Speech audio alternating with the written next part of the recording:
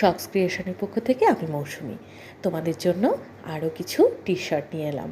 এই যে রামধনু টি শার্ট, সঙ্গে রয়েছে ইয়েলো অ্যান্ড পার্পল কালারের এই টি শার্টটি।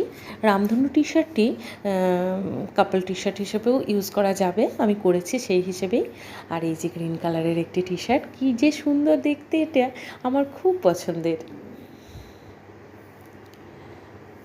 আর এবার দেখো একটা আনছি, এটা আমার খুব প্রিয় দিদির জন্য বানিয়েছি। এটা আমার খুব পছন্দের একটা কাজ। আর এই যে আরও একটা কাপল টি শার্ট, আমার খুব প্রিয় দুই ভাই বোনের জন্য এটা বানিয়েছিলাম।